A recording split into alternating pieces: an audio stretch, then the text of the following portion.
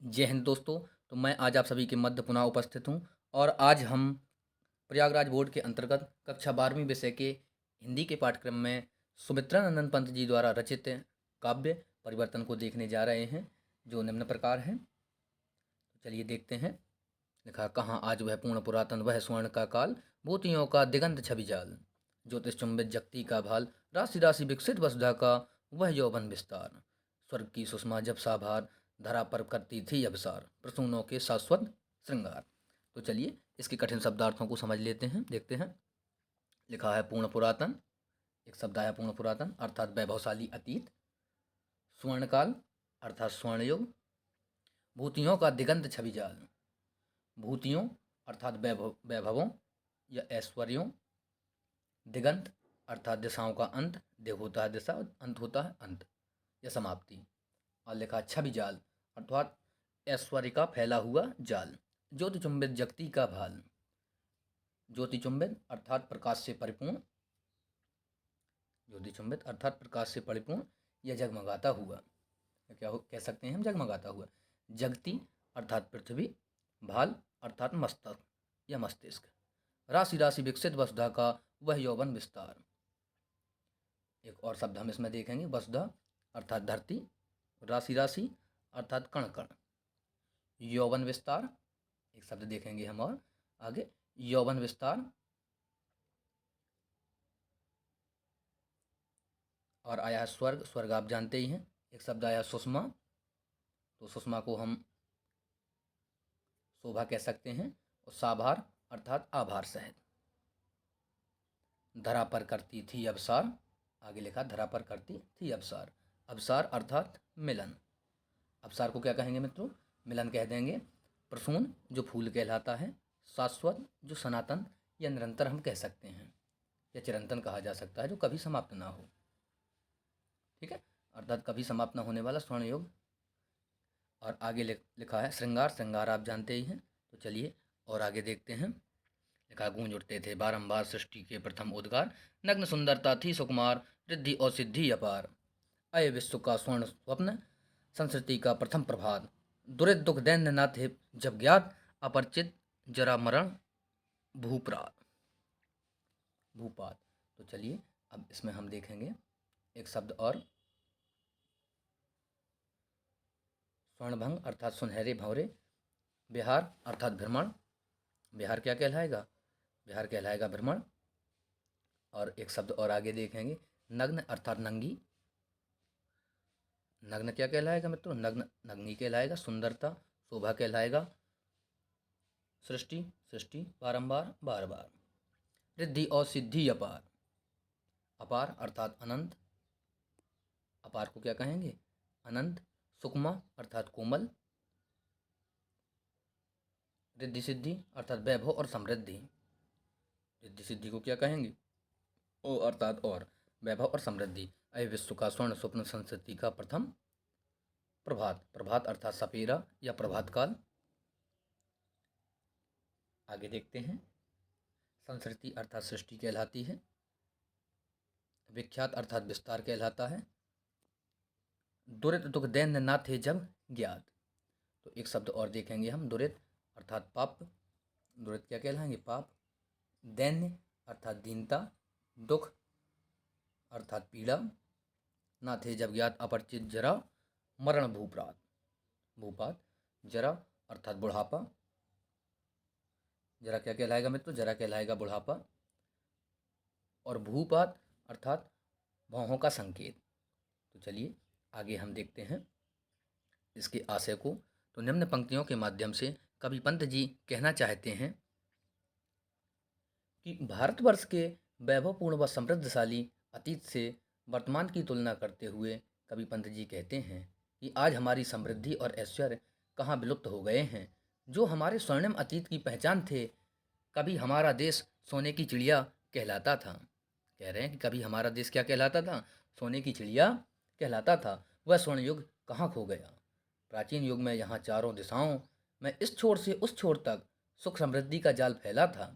ज्ञान के प्रकाश से इस देश का मस्तक हर समय जगमगाता रहता था, अर्थात यहाँ जन जन में शिक्षा का प्रचार था, जन जन में क्या था, शिक्षा का प्रचार था।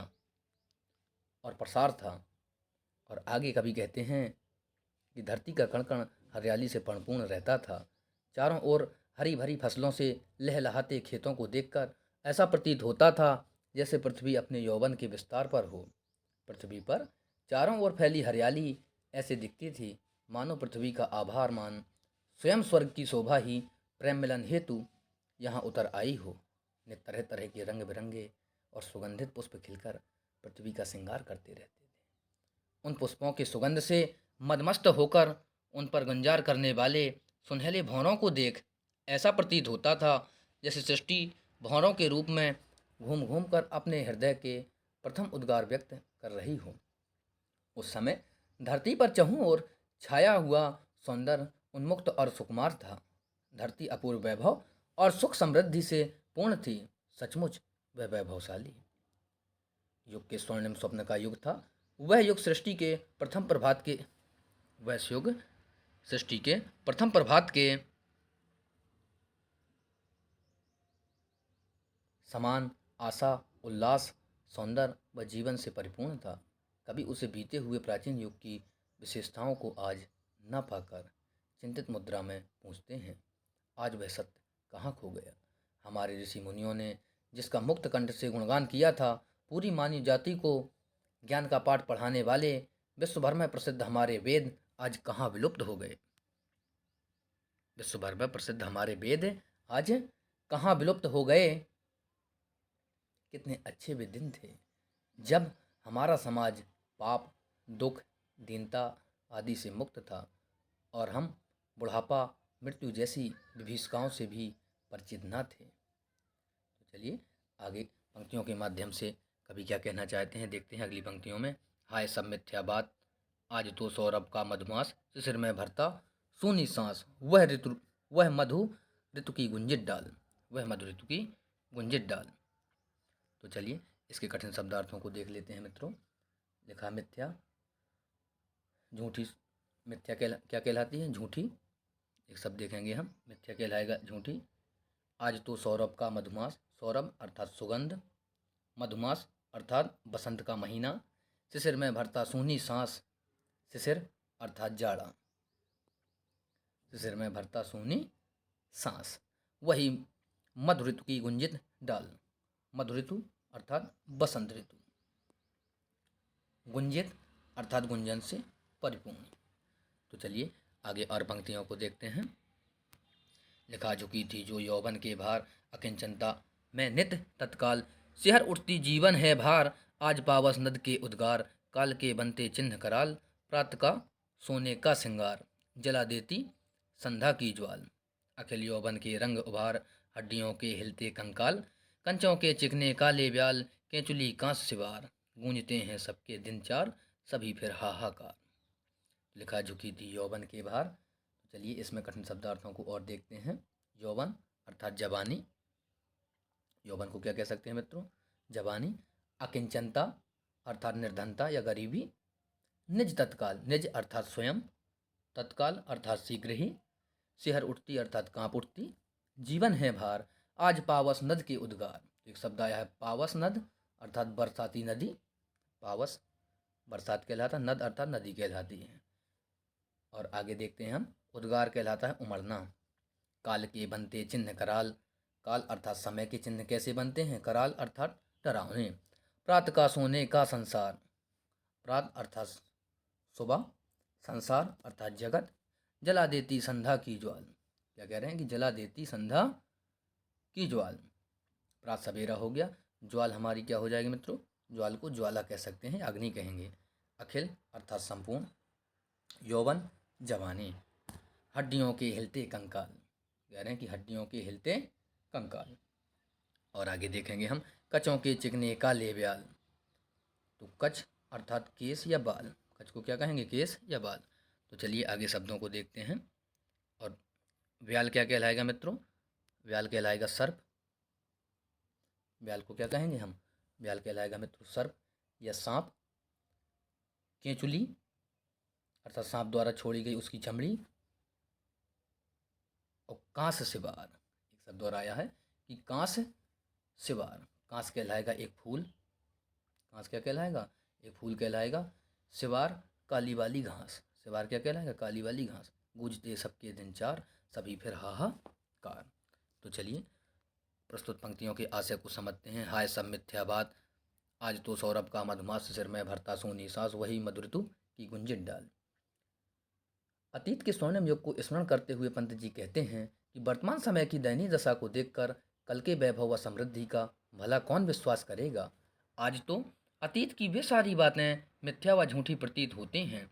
आज तो चारों ओर सुगंध बिखेर देने वाला बसंत शिशिर अर्थात जाड़े का रूप धारण कर निर्जनता में गहरी सांसें भर रहा है। अर्थात मानव जीवन की सुख समृद्धियां आज दुख और दीनता में बदल गई हैं। बसंत ऋतु में भवनों के समूह से गुंजायमान वृक्षों की जो डालियां नए नए पत्तों और मंजरों फूलों से लदकर झुक जाती थीं, आज वही डालियां नव पत्ते, मंजर व पुष्पों के लिए तरस रही हैं। दूसरों को सुख आनंद पहुंचाने वाली डालियां आज अपने ही जीवन के लिए भार बन गई हैं। इस प्रकार कवि उक्त उदाहरणों के द्वारा यह स्पष्ट करना चाहता है कि समय परिवर्तनशील है। समय की परिवर्तनशीलता का उल्लेख करते हुए कवि कहते हैं कि आज वर्षा ऋतु में बाढ़ लाकर जो नदियां चारों ओर भीषण तबाही मचाती हैं, वही नदियां वर्षा ऋतु के बाद या बीत जाने के पश्चात अपना अस्तित्व बचाने के लिए संघर्ष करती नजर आती हैं और रेत, कचरा, झाड़ झंखाड़ आदि के रूप में बस अपने कुछ चिन्ह छोड़ जाती हैं। सुख के बाद दुख के आने का दूसरा उदाहरण देते हुए कवि कहते हैं कि सवेरा होने पर सूर्य की प्रथम सुनहली किरणों के कारण समय, लिखा कि संपूर्ण धरती और पूरी प्रकृति सोने के रंग से रंग जाती है, पर दिन चढ़ने पर सूर्य की आग उस सुनहले संसार को जलाकर भस्म कर देती है। यौवन अवस्था, अखिल यौवन के रंग उभार, हड्डियों के हिलते कंकाल, कचों के चिकने काले ब्याल, केंचुली कांस सिवार, गूंजते हैं सबके दिन चार, सभी फिर हाहाकार। यौवन अवस्था में शरीर के सुंदर रंग और उभार उसे मजबूत और आकर्षक बना देते हैं, किंतु वृद्धावस्था आने पर वही मानव शरीर, हड्डियों का ढांचा मात्र रह जाता है और उसमें कोई आकर्षण शेष नहीं रहता। काले सर्प के समान चिकने सुंदर केस, सर्प की कैंचुली सी मलिन अर्थात बेजान, कांस के पुष्प से सफेद एवं काई के समान उलझे हुए दिखने लगते हैं। इस प्रकार हमारे जीवन में सुख स्थायी रूप से नहीं ठहरता। दुख के 4 दिनों के बीत जाने के बाद दुख का आना तय है। कह रहे सुख के 4 दिनों के बीत जाने के बाद दुख का आना तय है। तो चलिए आगे देखते हैं हम अगले पैराग्राफ को। आज बचपन का कोमल गाता, जरा का पीला पाद, 4 दिन सुखद चांदनी रात और फिर अंधकार अज्ञात।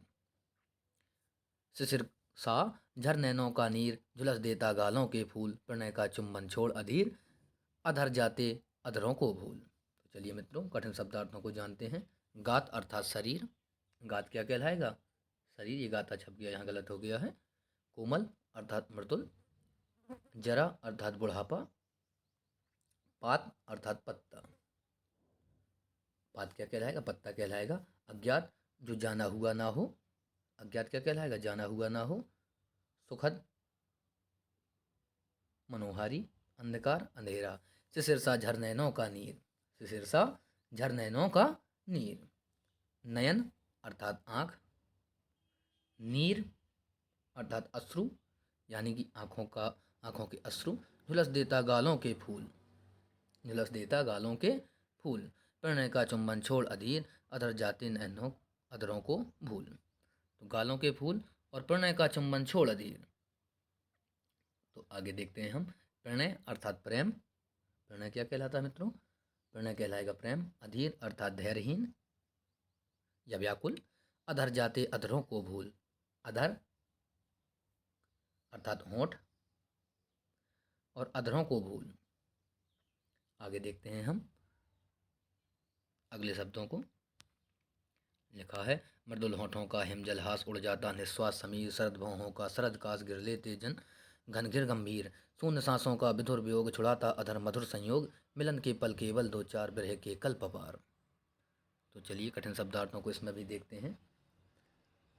मृदुल अर्थात मधुर, होठ होठ जानते ही हैं आप। हिमजल अर्थात बर्फ का जल, उहास उसकी बूंदों के समान निर्मल या पवित्र। उड़ा जाता निश्वास समीर, समीर अर्थात हवा। शरद भौहों का शरद काश, शरद भौहों का शरद काश, शरद का अर्थ अर्थात शरद काल का स्वच्छ आकाश, शरद आकाश अर्थात शरद काल का स्वच्छ आकाश। घेर लेते घन घिर गंभीर, घन बादल। विधुर विकल, वियोग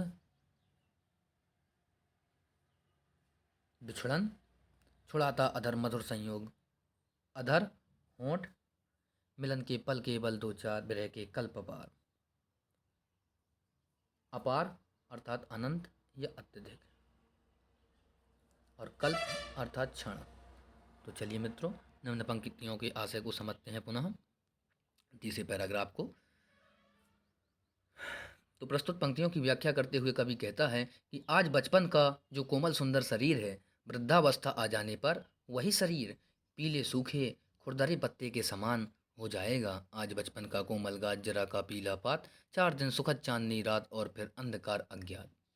जीवन में सुख देने वाली चांदनी रातें हैं और सुख के क्षण बहुत थोड़े समय के लिए रहते हैं। शेष जीवन में तो अज्ञात अंधकार से परिपूर्ण रात्रि मौजूद रहती है और सारे सुख नष्ट हो जाते हैं। दुख के कारण क्षणों में आंसू इस प्रकार गिरते हैं जैसे पतझड़ में पेड़ों से पीले पत्ते झड़ते हैं। आंखों से गिरते रहने वाले आंसू पुष्पों के समान गालों को इस प्रकार झुलसा देते हैं जैसे शिशिर की ओस फूल एवं पत्तों को झुलसा देती है। उस समय प्रेमी के अधीर प्रणय के चुंबनों को भूलकर अपने प्रिय के अधरों को भूल जाते हैं। मृदुल होठों का हिमजलहास, उड़ा जाता निश्वास समीर, शरद भौहों का शरद काश, घेर लेते घन घिर गंभीर। शून्य सांसों का विधुर वियोग, छुड़ाता अधर मधुर संयोग। मिलन के पल केवल दो चार, विरह के कल्प अपार। लिखा है कि युवावस्था में जिन होठों पर हमेशा उस कणों सी निर्मल और आकर्षक हंसी विद्यमान रहती है, वृद्धावस्था में वही होठ गहरी सांसों के छोड़ने से मलिन पड़ जाते हैं, उनकी हंसी गायब हो जाती है। चिंता विहीन यौवन में जो भौहें शरद ऋतु के स्वच्छ आकाश की तरह स्वाभाविक और सरल होकर मुख की शोभा बढ़ाती हैं, उम्र बढ़ने के साथ साथ उन्हीं भौहों से चिंता की लकीरें स्पष्ट झांकती दिखती हैं। उनकी सरलता लुप्त हो जाती है और वे सिकुड़ने लगती हैं। मिलन के सुखद समय में प्रेमी प्रेमिका के होंठ आपस में जुड़ जाते हैं। वियोग के विकट समय में वही होंठ विरह वेदना से व्याकुल हो गहरी सांसें छोड़ने के लिए विवश हो जाते हैं। इस प्रकार मिलन का समय अल्प होता है अर्थात कम होता है, जबकि वियोग का समय दीर्घ या अधिक होता है अर्थात सुख कुछ समय साथ रहकर चला जाता है, जबकि दुख का प्रभाव देर तक बना रहता है। तो चलिए मित्रों, अगली पंक्तियों को देखते हैं। अरे वे आपलक 4 नयन, 8 आंसू रोते निरूपाय, उठे रोओं के आलिंगन, कसक उठते कांटों से हाय। तो चलिए इसके कठिन शब्दार्थों को जानते हैं चौथे पैराग्राफ के। तो इसमें लिखा मित्रों, आपलक अर्थात बिना पलक झपकाए, नयन अर्थात नेत्र, 8 आंसू रोते निरूपाय। निर्निमेष एक शब्द आया है, निर्निमेष। तो चलिए, 8 आंसू रोते हुए, 8 आंसू अर्थात रोते दुख में फूट फूट कर रोना। निरूपाय अर्थात विवश, निरूपाय क्या कहलाएगा? विवश। साधनहीन अर्थात रोग समूह। आलिंगन गले लगाना, आलिंगन क्या कहलाएगा? गले लगाना। कसक अर्थात पीड़ा। तो चलिए मित्रों, निम्न पंक्तियों की व्याख्या को जानते हैं। तो प्रस्तुत पंक्तियों की व्याख्या का चित्रण करते हुए, दुख का चित्रण करते हुए कवि पंत जी कहते हैं कि प्रिय की विरह वेदना में पथराई आंखें बिना पलक झपकाए फूट फूट कर रोया करती हैं। उन असहाय आंखों को दुख कम करने का कोई उपाय नहीं सूझता है। वियोग के दौरान आने वाले दुखों की कल्पना करके तथा स्वयं को असहाय जानकर व्यक्ति की दशा चिंताजनक हो जाती है। भय की आशंका से उसका रोम रोम इस प्रकार खड़ा हो जाता है जैसे वे एक दूसरे का आलिंगन करना चाहते हों। आंखों से उसे इस प्रकार पीड़ा पहुंच रही है मानो उसके शरीर में कांटे चुभा दिए गए हों। तो मित्रों चलिए आगे देखते हैं अगली पंक्तियों को, 5वें पैराग्राफ को। लिखा किसी को सोने के सुख साज, मिल गया यदि ऋण भी कुछ आज, चुका लेता तो कल ही ब्याज, काल को नहीं किसी की लाज। विपुल मणि रत्नों का छवि जाल, इंद्रधनुष की सी जटा विशाल, विभव की विद्युत ज्वाल, चमक छिप जाती है तत्काल, मोतियों जड़ी ओस की डार। मोतियों जड़ी ओस की डार, हिल जाता चुपचाप बयार। एक लाइन और है पंक्ति अगले में, हिल जाता चुपचाप बयार। तो चलिए मित्रों, निम्न पंक्तियों के कठिन शब्दार्थों को देखते हैं। सोने के सुख साज अर्थात सुख समृद्धि, सोने के सुख साज अर्थात सुख समृद्धि, क्या कहलाएगा? सुख समृद्धि। मिल गया यदि ऋण भी कुछ आज, ऋण अर्थात उधार, कर्ज अर्थात ब्याज, ऋण को उधार या कर्ज कह सकते हैं। और एक शब्द आया ब्याज अर्थात सूद, काल को नहीं किसी की लाज। विपुल अर्थात प्रचुर, एक शब्द आया है मित्रों विपुल, जिसे हम प्रचुर कहेंगे। रत्न अर्थात आभूषण,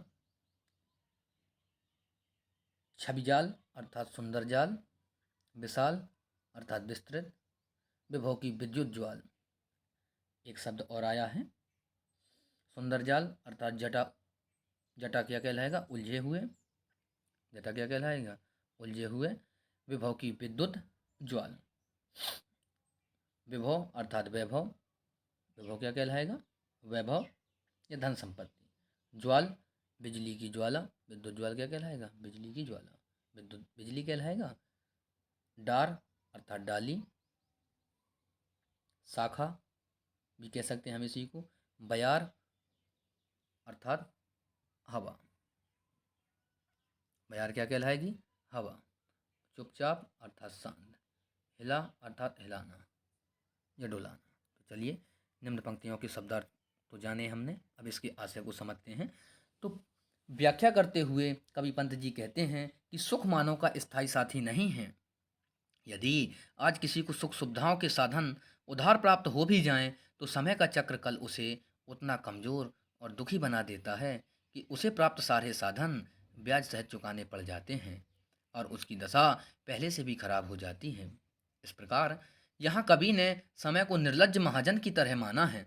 कवि कहते हैं कि मानव द्वारा असंख्य मणियों व रत्नों के रूप में संचित संपत्ति इंद्रधनुष की तरह चकाचौंध करने वाली और अत्यंत मोहक होती है, पर वह उसी क्षण भर में नष्ट हो जाने वाली भी है। जिस प्रकार बिजली की आग अपनी चमक बिखेर कर क्षण भर में किसी अज्ञात संसार में विलुप्त हो जाता है, उसी प्रकार वैभव व सुख संपत्ति का भी मानव जीवन में क्षणिक प्रभाव है, अर्थात कुछ समय के लिए रहती हैं। जिस प्रकार किसी डाल पर पड़ी मोतियों के समान चमकती मन को मुग्ध कर देने वाली ओस की बूंदें हवा के एक झोंके ही में डाल से अलग होकर धरती पर गिर जाती हैं और डाल को शोभाहीन कर जाती हैं, उसी प्रकार समय रूपी क्रूर हवा के झोंके क्षण भर में व्यक्ति द्वारा अर्जित किए गए ऐश्वर्य व सुख के साथ साधनों को अपने साथ उड़ा ले जाते हैं, अर्थात मानव सुख सुविधाओं के सारे साधनों से हीन होकर जीने के लिए विवश कर देती हैं। लिखा हिल जाता चुपचाप बयार।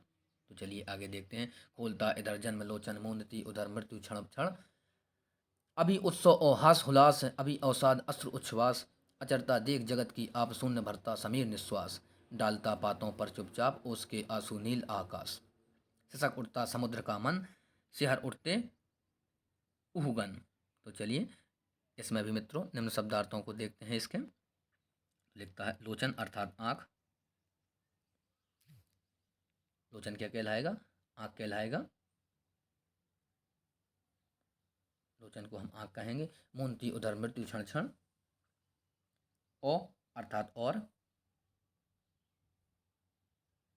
उत्सव अर्थात पर्व, हुलास एक शब्द आया है अर्थात उल्लासपूर्ण क्रिया या आनंद, अवसाद अर्थात दुख, उच्छ्वास दुख की स्थिति में लंबी सांस, अचरता अर्थात क्षणिकता, अचरता क्या कहलाएगा? क्षणिकता। जगत अर्थात संसार, शून्य अर्थात आकाश, समीर वायु, निश्वास बिना श्वास के, डालता पातों पर चुपचाप ओस के आंसू नीला आकाश, नीला आकाश अर्थात नीला आकाश, सिसक उठता समुद्र का मन, सिहर उठते उहुगन। तो उड़गन अर्थात नक्षत्रमाला, उड़गन कहलाता है मित्रों नक्षत्रमाला। समुद्र आप जानते ही हैं। सिसक अर्थात सिसकना, सिहरना अर्थात कांपना। तो चलिए अब निम्न पंक्तियों के आशय को समझते हैं। तो संसार की परिवर्तनशीलता को स्पष्ट करते हुए पंत जी कहते हैं कि इस मृत्युलोक में जन्म मरण का चक्र सदा चलता रहता है। एक और कितने ही मानव धरती पर जन्म लेकर अपनी आँखों से संसार को देखते हैं, तो दूसरी ओर मृत्यु को प्राप्त होने वाले कितने ही लोग हमेशा के लिए अपनी आँखें बंद कर इस लोक से विदा हो जाते हैं। इस प्रकार एक ओर जन्म लेने पर हर्षोल्लास के साथ उत्सव मनाया जाता है, तो वहीं दूसरी ओर मृत्यु के शोक में आंसू बहाए जाते हैं। वास्तव में इस संसार का अद्भुत विधान है। अभी अभी जहां आनंद और उल्लास का साम्राज्य फैला था, अगले ही क्षण वहां दुख बरबस आकर अपना प्रभाव जमा लेता है। कभी को ऐसा प्रतीत हो रहा है जैसे संसार की क्षणिकता देख पवन दुखी होकर आहें भरने लगी है। नीले आकाश से भी यह सब नहीं देखा जाता और वह व्यथित होकर अश्रुपूर्ण अस्त्र रूप में पेड़ की शाखा पर उसकी बूंदें टपकाने लगा है। सागर भी धीरज खोकर सिसकियां ले रहा है और ग्रह तारे भी करुणा से परिपूर्ण उस दृश्य को देख कांप उठते हैं। लिखा है, सिसक उठता समुद्र का मन, से हर उठते उगन। तो चलिए अगली पंक्तियों को देखते हैं। अहे निष्ठुर परिवर्तन तुम्हारा ही तांडव नर्तन, विश्व का करुण विवर्तन तुम्हारा ही नयनोन्मीलन, निखिल उत्थान पतन अहे वासुक सहस्रभन। लक्ष्य अलक्षित चरण तुम्हारे चिन्ह निरंतर छोड़ रहे हैं जग के विक्षत वक्ष स्थल पर, सत सत फेनोच्छ्वसित स्फीत फूतकार भयंकर घुमा रहे हैं फनकार जगती का अंबर। तो चलिए मित्रों निम्न पंक्तियों के आशय को और समझते हैं, थोड़ी सी पंक्तियों को और देखते हैं। मृत्यु तुम्हारा गरल दंत कंचुक कल्पांतर, अखिल विश्व ही विवर वक्र कुंडल दिगमंडल। तो चलिए इसमें कठिन शब्दार्थों को देखते हैं। लिखा है, अहे निष्ठुर परिवर्तन। निष्ठुर अर्थात कठोर, परिवर्तन अर्थात बदलाव, तांडव नर्तन अर्थात प्रलयकारी नृत्य, नर्तन अर्थात नृत्य, तांडव अर्थात प्रलयकारी। विश्व का करुण विवर्तन, विवर्तन अर्थात परिवर्तन, तुम्हारा ही नयनोन्मीलन, नयनोन्मीलन अर्थात आंखें खोलना और बंद करना। निखिल उत्थान पतन, निखिल अर्थात संपूर्ण, उत्थान अर्थात उन्नति, पतन अवनति। अहे वासुक सहस्रफन, अहे वासुक सहस्रफन। वासुक एक विशेष प्रकार का सर्प, वासुकी नाग, सहस्रफन 100 फनों वाला। सॉरी मित्रों, सहस्त्र 1000 कहलाता है। लक्ष्य अर्थात लाख, लक्ष्य क्या कहलाता है? लाख। अलक्षित अर्थात अदृश्य। चरण तुम्हारे चिन्ह निरंतर, निरंतर अर्थात लगातार छोड़ रहे हैं जग के विक्षत वक्ष स्थल पर। चरण को हम पैर मान लेंगे, चरण को क्या कहेंगे? पैर। और आगे देखते हैं और कठिन शब्दार्थों को। विक्षत अर्थात घायल, वक्ष स्थल अर्थात छाती, सत अर्थात 100, कहा कि सत सत फेनोच्छ्वासित, फेनोच्छ्वासित फेन उगलते हुए, फेनोच्छ्वासित फेन उगलते हुए। स्फीत फूतकार भयंकर, स्फीत अर्थात व्यापक, फूतकार या फटकार अर्थात फुंकार, भयंकर अर्थात डरावनी, घनाकार अर्थात बादल के आकार का विशाल, जगती अर्थात संसार, अंबर अर्थात आकाश। तो चलिए और भी अगले शब्दों को देखते हैं। इसमें लिखा है, मृत्यु तुम्हारा गरल दंत कंचुक कल्पांतर, अखिल विश्व ही विवर वक्र कुंडल दिगमंडल। तो और कुछ अंबर अर्थात आकाश, जो मैंने आपको पहले बताया। गरल दंत अर्थात विष का दांत, गरल दंत अर्थात विष का दांत। कंचुक कल्पांतर, कंचुक अर्थात केंचुली, कल्पांतर 2 कल्पों के मध्य का समय, विवर अर्थात छिद्र या बिल, वक्रमंडल, वक्रकंडल गोल घेरा, वक्रकुंडल क्या कहलाता है? गोल घेरा।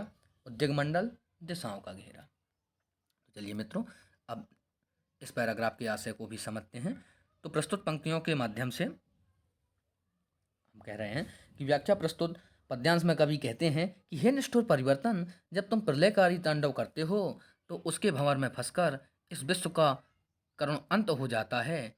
इस संसार में जो उत्थान पतन होते हैं, क्रांतियाँ होती हैं, वे मानो तुम्हारे नेत्रों के खुलने और बंद होने के साथ ही होती हैं।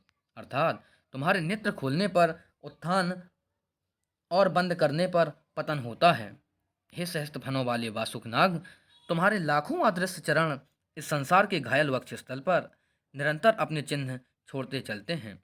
तुम्हारे विष के झागों से भरी हुई और सारे विश्व को अपनी लपेट में ले लेने वाली सैकड़ों भयंकर फुंकारें अर्थात फुसकारें इस संसार के मेघों के आकार से परिपूर्ण आकाश को निरंतर घुमाती रहती हैं। परिवर्तन रूपी वासुक, कहा गया कि हे परिवर्तन रूपी वासुक, मृत्यु ही तुम्हारा जहरीला दांत है। दो कल्पों के बीच का समय ही मानो तुम्हारी केंचुली है। यह समस्त संसार ही मानो तुम्हारे रहने की लंबी बिल है अर्थात मांद है, और दिशाओं का घेरा ही मानो तुम्हारी गोलाकार कुंडली है। दिगमंडल, दिशाओं का घेरा। तो मित्रों, इस प्रकार से हमने परिवर्तन की व्याख्या को जाना समझा। तो चलिए हैं, अब मिलते हैं आपसे पंत जी की एक और काव्य बापू के प्रति को लेकर के। जय हिंद।